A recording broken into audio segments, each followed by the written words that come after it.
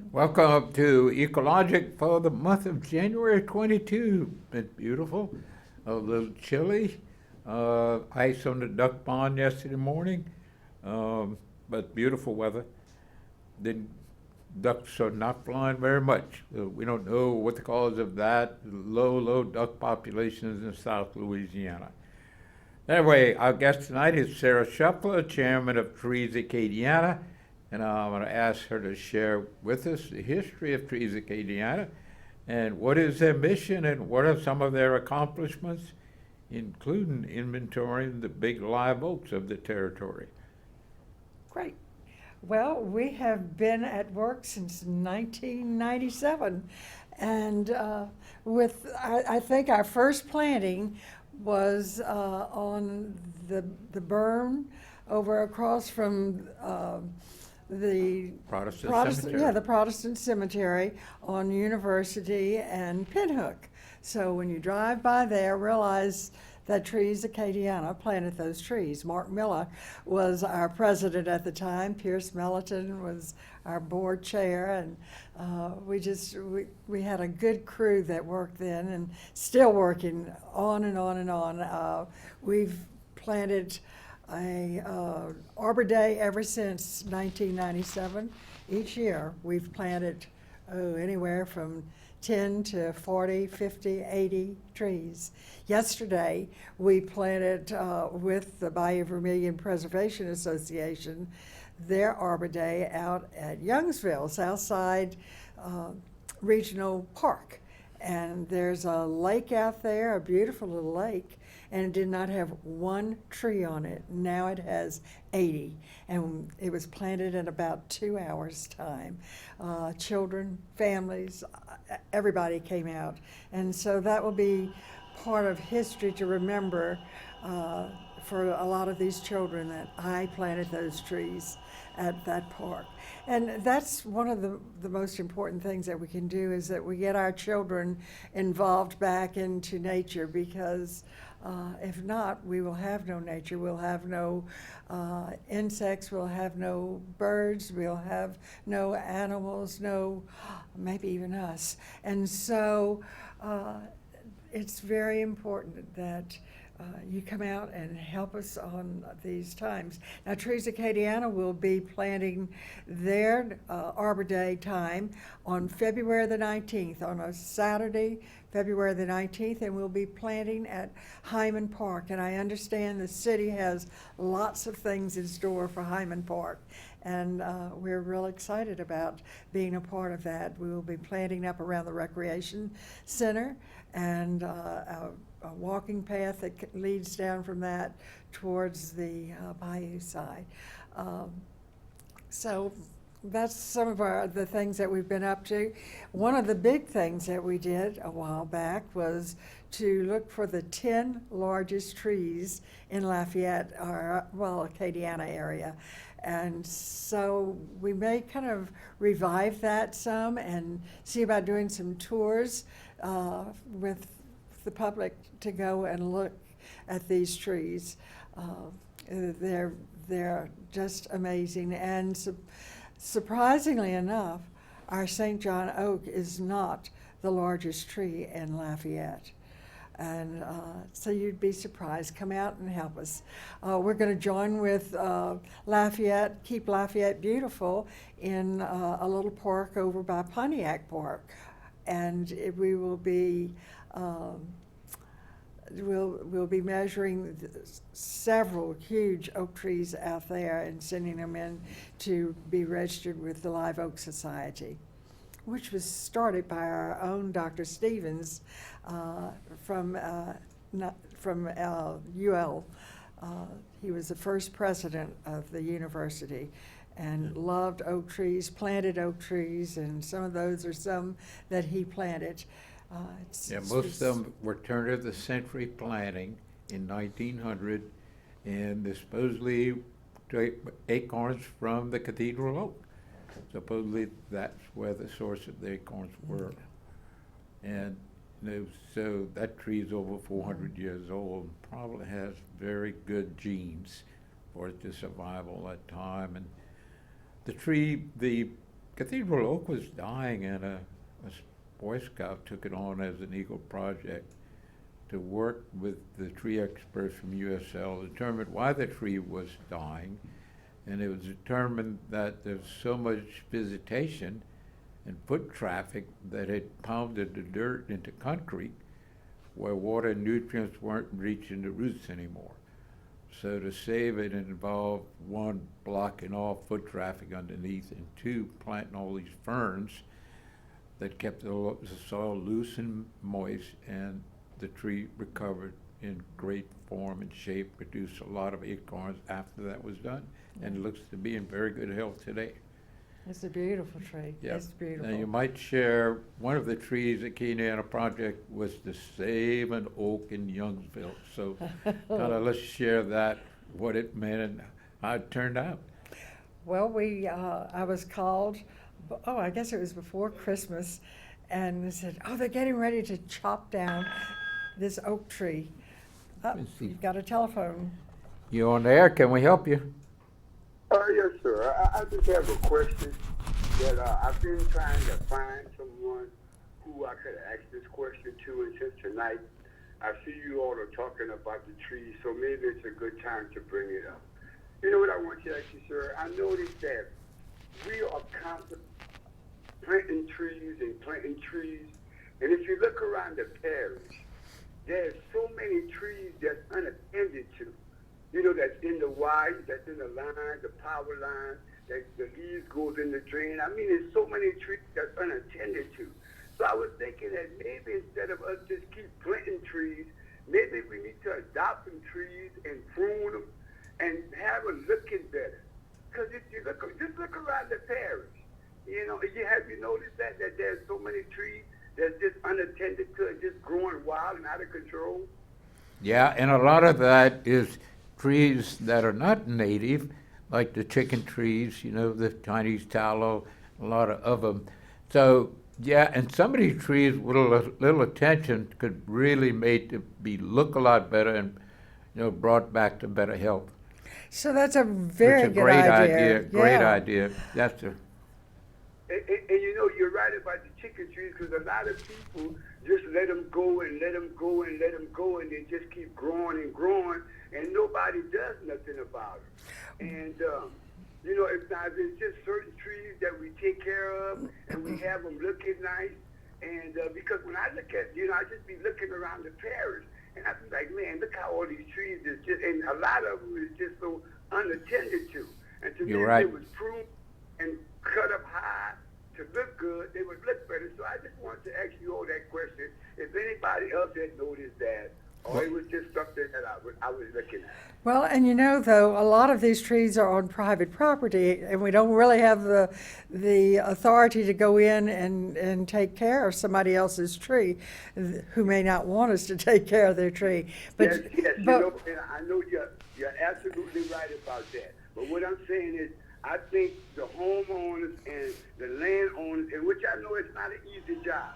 You know, that's mostly our responsibility. If we would all just, instead of planting more trees, let's just try to take care of the trees we got. And if the landowners, homeowners, and I understand that's easier said than done. But if we all just take care of our own trees and our own property and keep them looking real good, then they would look real good. And I just wanted yeah, to make that comment. you're absolutely right, but there are a lot of trees on public properties. Lafayette has 550 lots they own. A lot of them are totally uncared for. A lot of them have great trees on them that need to be dressed up a little bit, need to be pruned a little bit to make it look a lot better and make the city look nicer. So we wish you 100%. Great idea. Yeah. Thanks for calling it. And I understand that's a man-sized job to get that done. You all have yourself a good night. Great. Real good. You Good idea, too. though. Thank you. Well, and you know, one of the things, we always need to be planting trees, more and more and more trees. I think if we can stay ahead of the people that cut them down, we will be doing really well. And every parish on that line should have as a goal, the state should have it as a goal, no No net net loss loss. of trees. If you cut down 10, plant 10. And don't plant just any tree. The most important thing we can plant is our native trees. A live oak tree is a native tree. It hosts over 250 different types of insects. It takes insects to feed all of these baby birds. A lot of other baby animals eat the insects, but for one nest of chickadees, it takes 6,000 caterpillars to be able to feed those baby birds until they fly out of the nest. 6,000. So if we don't take care of our insects, we're not taking care of our birds, and that's such an enjoyable part of our life is the birds that are in our yards. And I'm reading a book right now. It's called Nature's Best Hope, and it's by Doug Tallamy. And this book just talks all about the responsibility of you as an individual to take care of the conservation of our of our planet and of your backyard. And if everybody were to plant native trees, native plants, and start towards making a corridor of nothing but native plants and trees, we would enhance the livelihood of our whole areas so greatly. So that's your goal, is to plant native trees and native plants. Take care of the ones we have to, and especially those on your property and maybe your neighbor's property if they're not looking. So, but anyway, share with us again how the big oak tree in Youngsville was saved from a roundabout cutting it up. Okay, so they were gonna cut this tree down to be able to put in a temporary road to be able to have the traffic go around as they put the roundabout in Youngsville. And so we decided we would go to the Youngsville Council and talk to them about what we could do. And they said, you can do nothing. We're going to cut that tree down. It's already in the works. We're cutting it down to be able to put this temporary road. And so we finally just looked at them and said, well, can we move the tree? And there was quite a time of silence in that council meeting. And so they said, well, yeah, you can move the tree. And so the next day, I get a call from the mayor of Youngsville, Mr. Wilson Viator, and he says, Sarah, I think I have a way of getting that road taken care of. Let's see, let's hold off on moving the tree. And so the next council meeting I go to, I said, can we save this tree? And they said, absolutely not. The tree's got to go down. And so we looked at them again and said, well, can we move the tree? And silence again. And so David Bagno got in touch with some people in Texas, the tree movers, and they agreed to come over here. They flew in their private jets over here to check out the Youngsville tree. In the meantime, I get another call from Mr. Viator, and he says, we really have talked to a lady across the street, and she's willing to let us run the temporary road through her front yard.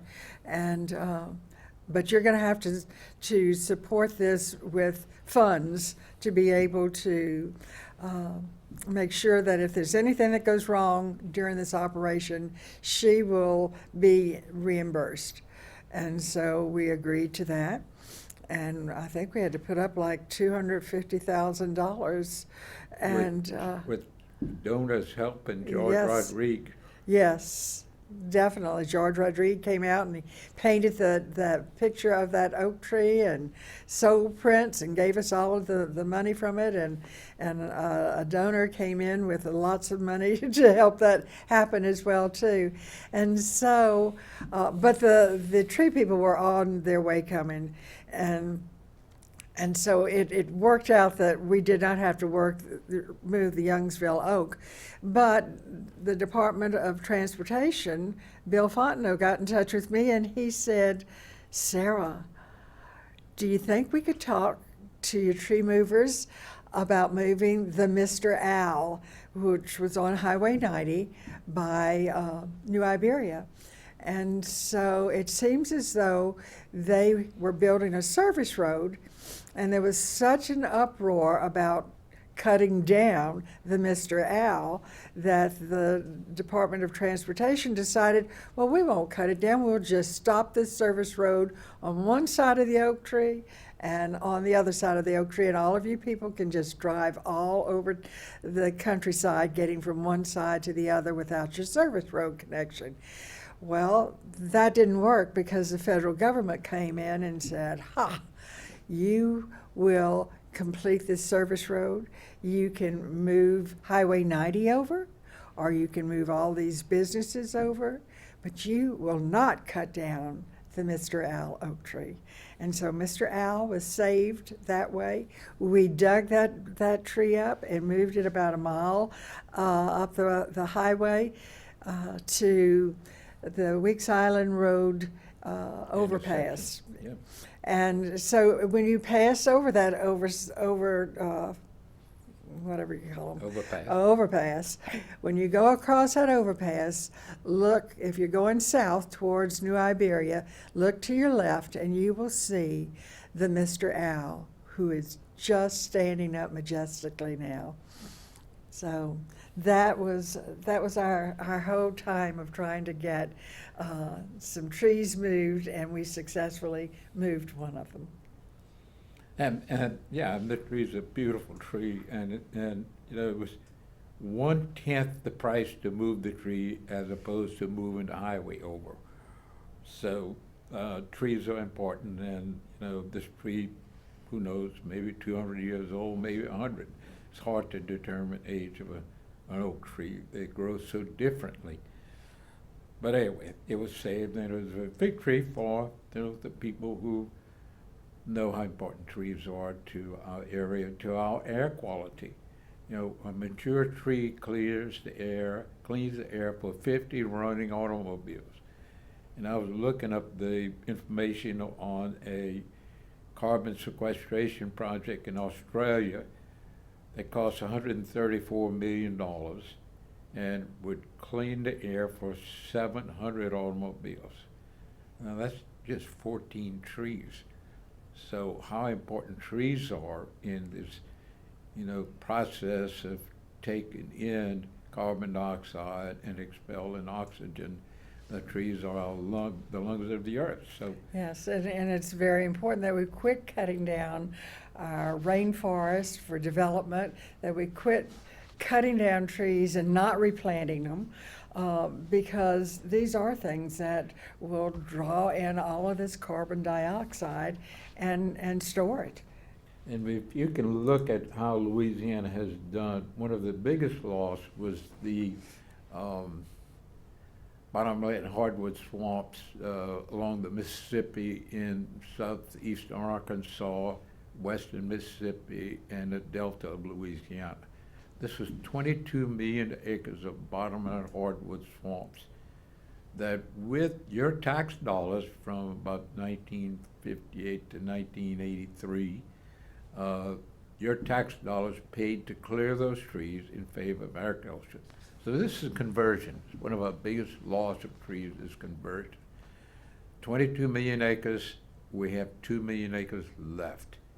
And most of the 2 million acres are behind the levees of the Mississippi, where you couldn't do any farming anyway because every year it goes underwater. So that's an enormous loss of trees. Well, and you know, And then there are a bunch of others. The Red River Impoundment, when they built the 5 dams and 6 pools from Shreveport all the way down to Concordia Parish. That, because of flooding the swamplands, the lowlands along the river, they're raising the river 80 feet in that distance. That flooded 500,000 acres of swampland, of lowland adjoining the river. And that was supposed to be mitigated. And the Corps has never done that mitigation. Those trees were supposed to be replaced. Never happened. And our tax dollars again did that. Not only did we flood them, but then we whacked them because we cut off like 51 oxbows of the Red River to make a more efficient navigation channel. We abandoned these oxbows, which has caused quite a land furor with the state land office, because now who owns them? There are over 50 lawsuits against the state of Louisiana. People trying to claim these oxbows that the Corps created when they channelized the Red River. But each one of these involved taking thousands of trees out as they whacked across the woods to make a new channel. Of course, they have to not only cut the channel, but they have to dump the spoil, which covers more tree areas. You know, the spoil has to be dumped. It's just a canal. So, Toledo Bend, we lost almost 500,000 acres of trees in and around Toledo Bend. It's not just what's in the lake. It's the shallow areas that may only have 6 inches of water. You can't fish in it, but that continuous flooding of water kills the trees. And so one project after another, we have this enormous tree loss. The impoundments, not just Toledo Bend, but we have impoundments from one end of the state to the other. Lake Cocodrie, you know, all the lakes up there around Forest Hill involve thousands and thousands of acres of lost trees. And hopefully, if we do something like that, we mitigate that loss and replant. And now some of the projects, you know, that require elevating water to move water down to Vermilion also floods woodlands.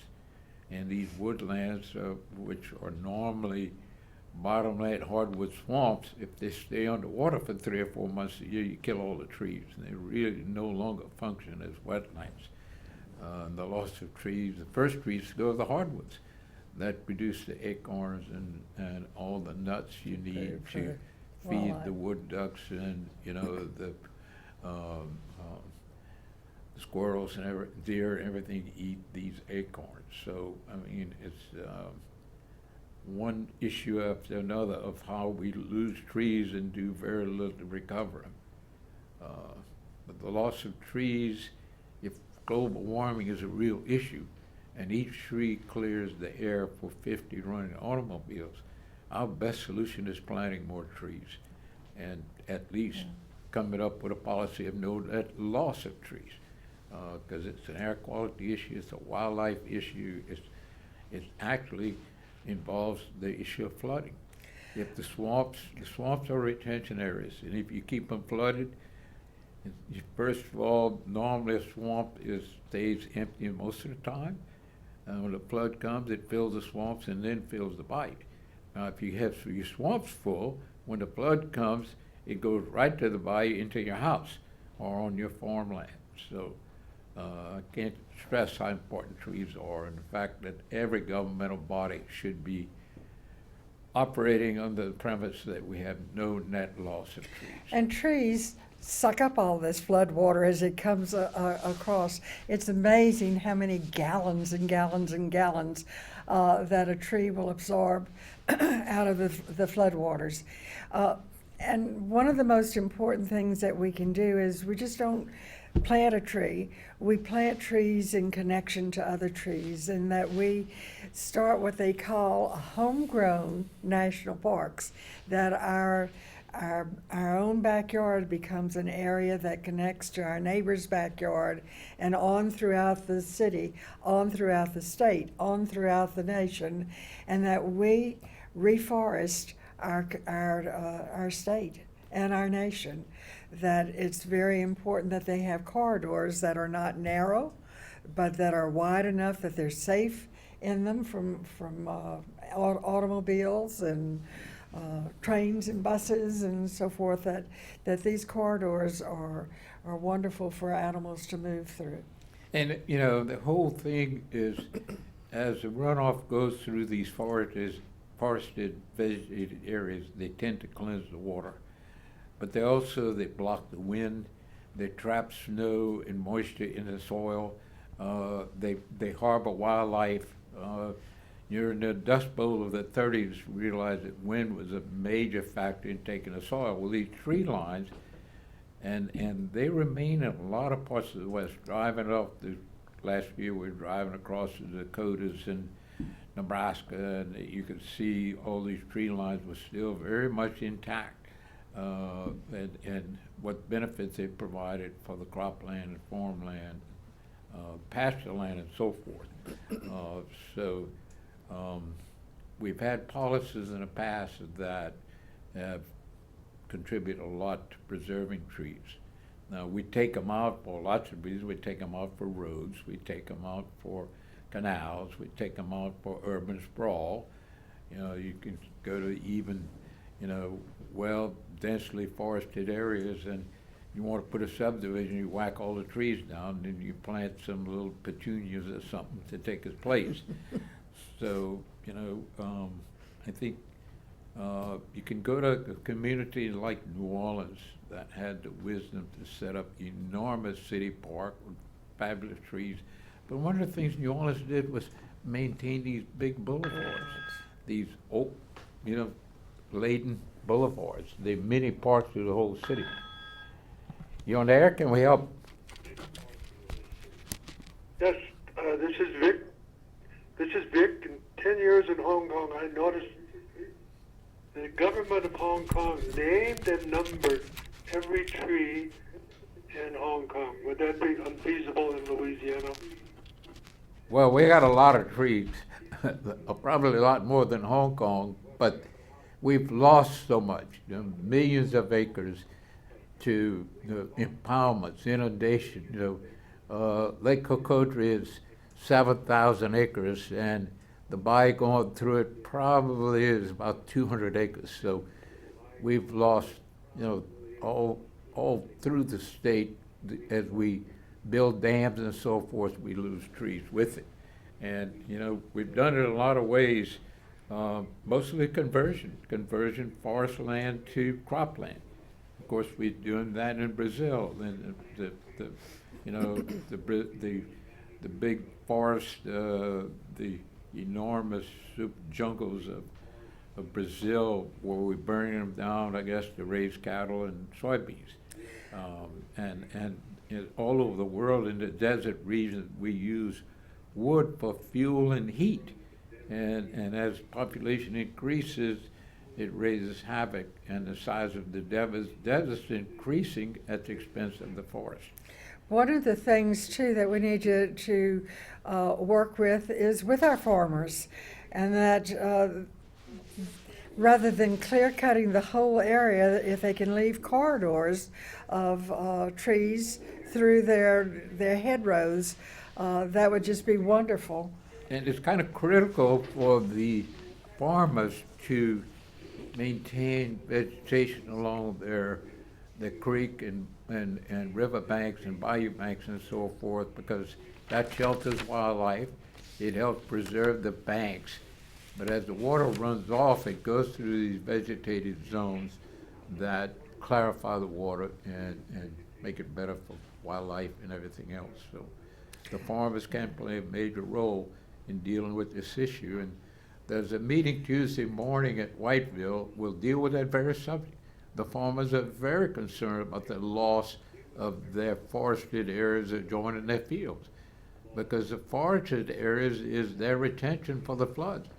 And if we keep the water levels and keep those areas full, they lose their retention, which means they're much more subject to flooding, but also they lose all the trees and the wildlife. And, you know, there's no browse material for rabbits, for deer, and turkeys, and so forth. Bird life diminishes enormously.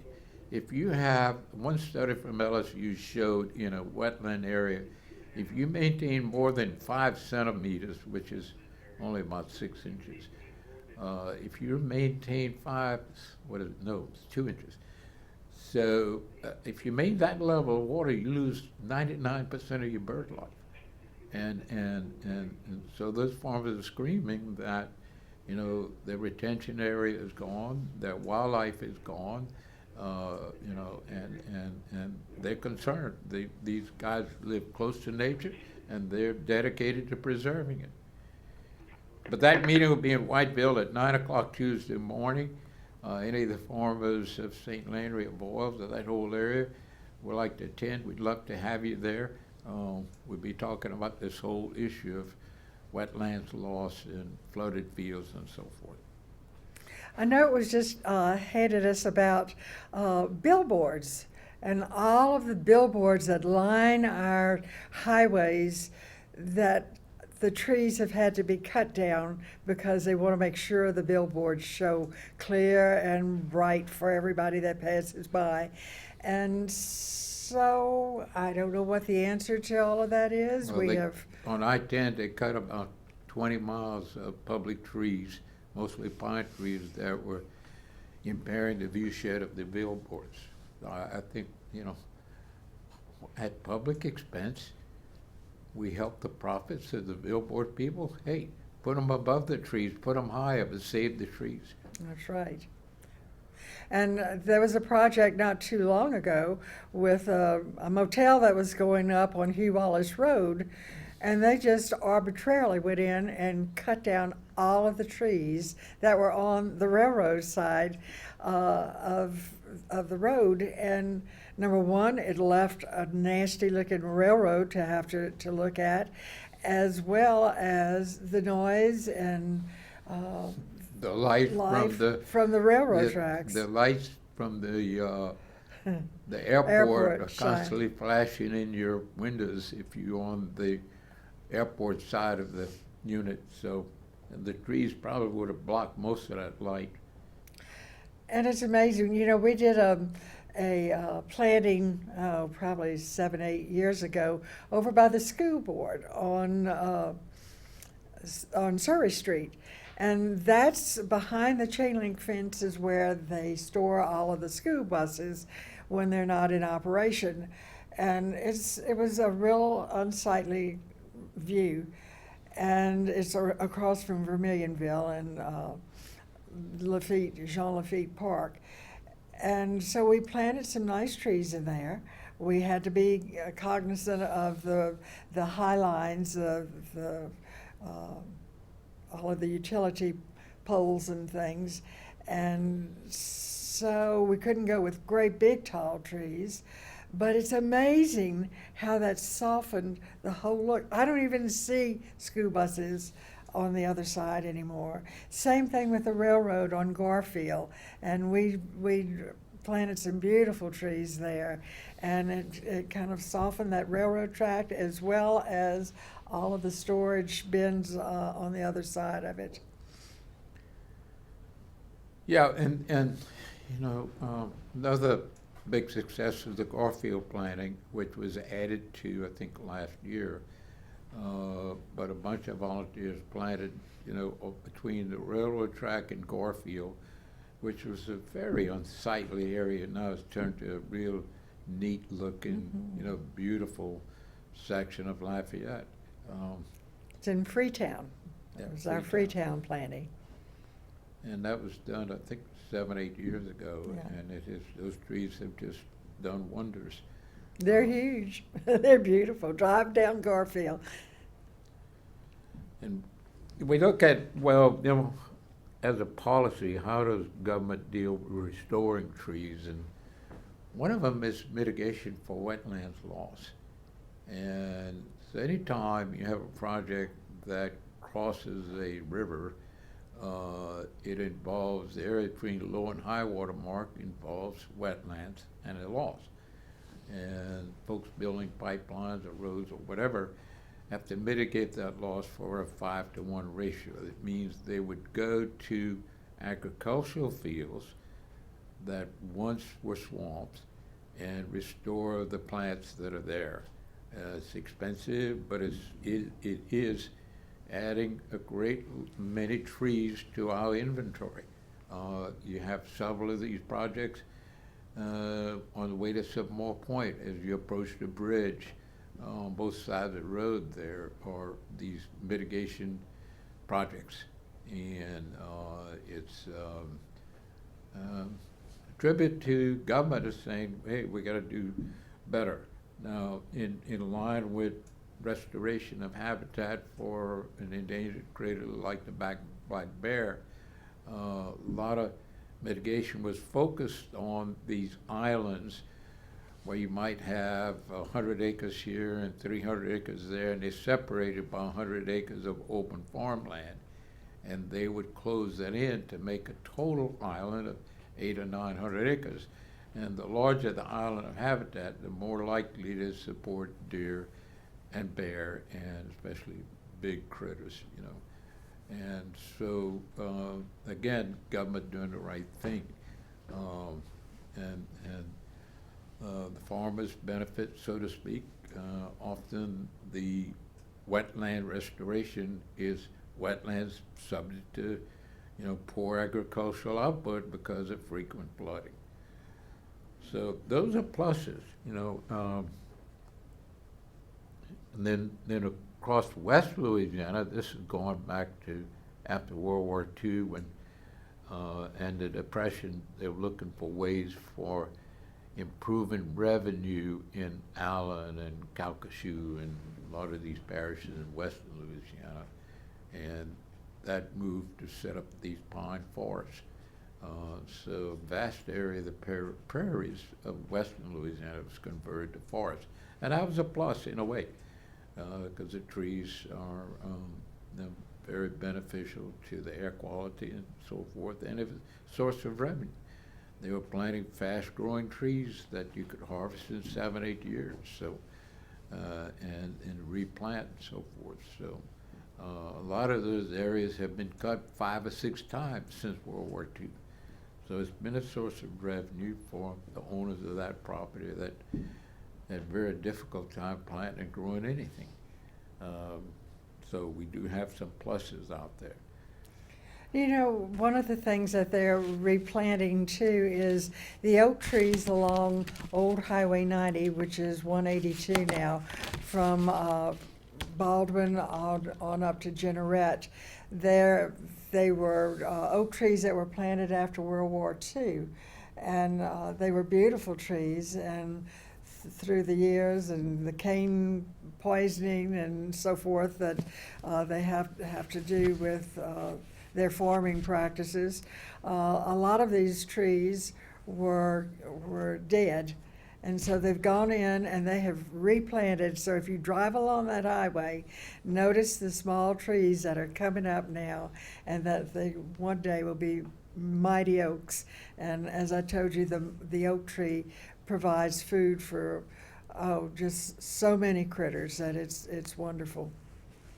So you might share with us what the plans are going forward with Trees Acadiana and how people might access trees. All right, so we've been very fortunate to be a part of the Apache Corporation's grants, their tree grant.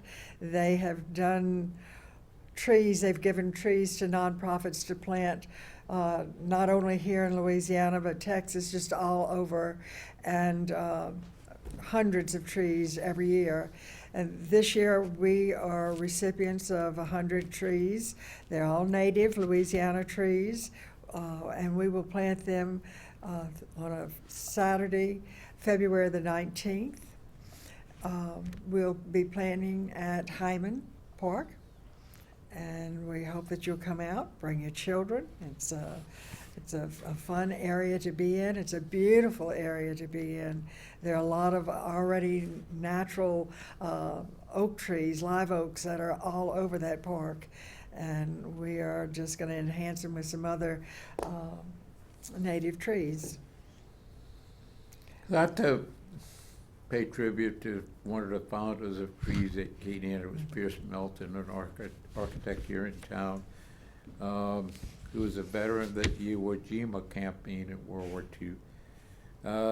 His passion was saving the oak trees, and have to give tribute to two Walmart projects, one in Abbeville and one near Broussard, where he contacted architects with Walmart, and they agreed to save those beautiful trees. And he did this at a motel on Pinhook, convinced the architect the trees would enhance and beautify the place, and so those trees were saved because somebody said, why don't we save them? And this it costs a fortune to remove a tree. It's much better to leave them there. You know, big trees might take $3,000 or $4,000 or $5,000 to remove. And if you ever go to one of those parking lots, that's exactly where everybody And all the parks. cars park under the the trees. trees where it's cool. Well, sure, And absolutely, yeah. so And the, it breaks, you know, these box facilities, you know, just look so, I guess, uninviting in a way. But if they have trees around them, this, that's the powerful message that the people who built it had enough, you know, public spirit to save the trees around them and enhance and beautify. And it, you know, it produces cleaner air and shade and breaks the wind and so forth. It's kind of interesting how China has dealt with, you know, big hurricanes, storms, and so forth. And they plant these 100-meter lines on the coastal, up from the coastal areas where this is 100 yards thick, and they plant total vegetation, pine trees, cypress trees, oak trees, bamboo. They totally saturated vegetation so that the trees, the large trees, are 150 feet tall. That's an enormous impact on reducing wind impacts on homes and buildings that are 20 feet tall. yeah. And of course, it's a haven for wildlife. And it reduces storm surge impact enormously going across the land. So there may be a lesson for, we have the idea we can't do anything about a hurricane, but we might reduce their impact by planting these tree lines, especially around our cities and so forth, you know. So important to preserve our forest areas, lots of good reasons. One of the things that our first caller alluded to was the care of the trees and how we tend to have to cut out some things that are growing under utilities. One of the most important things when you plant a tree is you look up and make sure there's nothing you're going to be planting under it that it's going to have to grow through and get its center cut out of.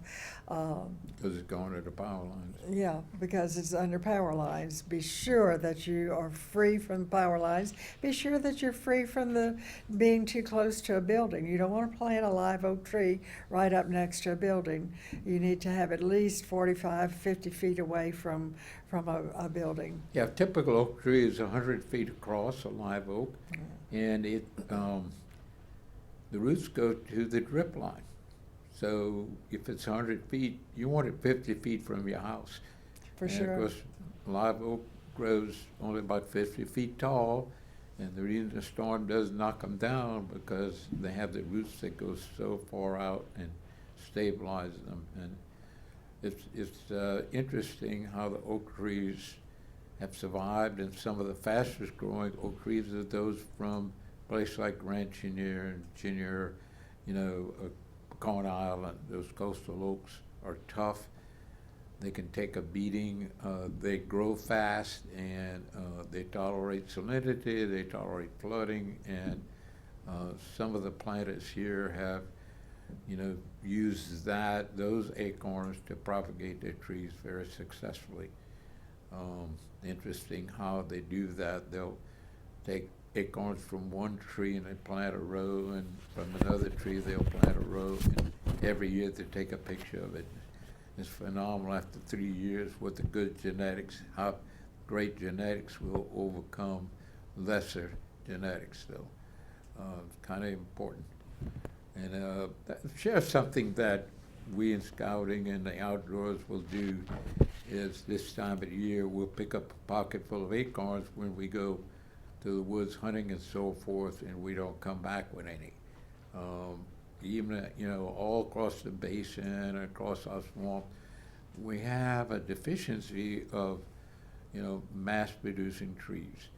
And I was hunting in the area around Mid Point and noticed oak trees growing in the strangest of places, and wonder how the dickens did these acorns get out here, And talking to one of the hunters when I came in at the landing, I asked, you ever wonder how these oak trees out in this Tacapa Wildlife Management area gets in these strange places? They on top of a hill where flood water would never reach them. Somebody had to bring them there, And the hunter says, well, the hunters from Baldwin and Franklin, when we come hunt this area, we'll bring a bag of acorns with us, and we don't come back with them.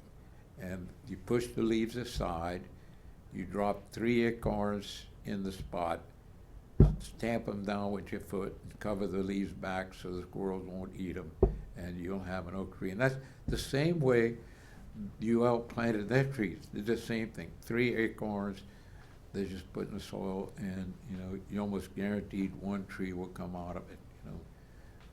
The scouts over there by Lake Falls Point, there's a 5-mile stretch of road from the end of the blacktop to the Sandy Cove Landing.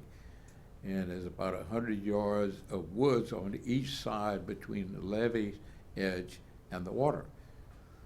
So we took 2 5-gallon buckets of acorns and planted 2 rows on each side. So we planted 20 miles of acorns. Every 200 or 300, 100 feet, we'd push the leaves aside. And that was about 7 or 8 years ago. So those oak trees are popping up everywhere. This is low cost, costs nothing to do, which can really enhance and support wildlife and come up with a greater diversity of trees in our forest. Just helping nature along a little bit. Right. So if you go on camping or something, bring some acorns with you and don't come back with them, hopefully we're gonna get some, typically trees that came in and I have potted 300 or 400 or maybe 500 seedlings. And they're nearly all native trees, and they're given away. They're given away at the festival. They're given away at different opportunities, and the only cost is a commitment to plant them. Right. And if a tree's in a pot, even the biggest procrastinator has about a year to plant it without, But the ideal to plant the tree is after a big rain, when the ground is saturated and it's wet and moist, easy to dig. The worst time, I guess, is after When the it's ground dry. has been baked for 3 weeks and you try to, takes a pickaxe to get through the soil. But after a big rain is the time, and this time of the year, I guess November through February, March is really the ideal to plant. Yeah. And planting, we'll have trees that you can take with you, and we will get some of these seedlings. We'll have some seedlings, and we just give those out free for you to be able to go and plant them in your backyards, plant them along the roadsides, plant them. That's the most important thing, is plant more trees. We look at, all over the town, we planted trees that were, some of them were Boy Scout projects and some of them were just something to do. And you want to avoid, planting where the power lines are, because usually where the power lines are, that same street or side of the street has all the plumbing utilities and the telephone lines underground. So if you avoid the plantings, even on your own property, 10 feet from the street is public, so, but if you got power lines on your side, one, you need to have somebody check that you don't cut through lines at those. But if they don't have power lines, likely you don't have much in the way of utilities on that side of the street. So planting trees is something, the nurseries have fabulous trees. They're usually remarkably low cost. And the guys that run the nurseries have the knowledge of what grows best where, and what light you need and so forth. I think one of the trees that's I guess most enjoyable are the citrus trees. And they took a whacking last year with the real cold weather. But citrus is something that you have. They mature like grapefruit and oranges start to mature usually in November, mid-October. And they on the trees all the way to April or May. Yeah. As long as they're hanging on the trees, they're okay. When they get bad, they're going to drop off. So, but you have 6 months of citrus hanging on your trees, and a few trees can do an enormous amount of production. The grapefruits are especially tough. The satsumas are great. Kumquats are your top lemons. ones. Lemons are very susceptible to To cold. the cold, yeah. They survive anyway. There was an enormous grapefruit tree way back in the swamps where I hunt deer, and last weekend the grapefruit are real high, and it's on a hill. I don't know how the hill got back in that.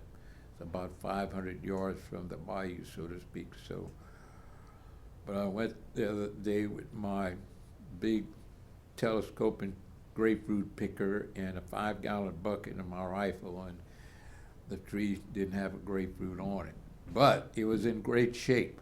The leaves were beautiful on it, and I would hope that if we don't have a big citrus killing frost, that we'll produce grapefruit again. One of the things that one of our sons has just planted a nice citrus orchard at his new home, and he got the information that all of these leaf bags, not the plastic ones, well, not the black plastic ones anyway, but the leaf bags that you reuse and that they leave at your curbside, that if you put those over your citrus trees and tie them at the bottom, maybe even put some hay down at the bottom of it, because the hay starts decomposing and putting heat into the ground.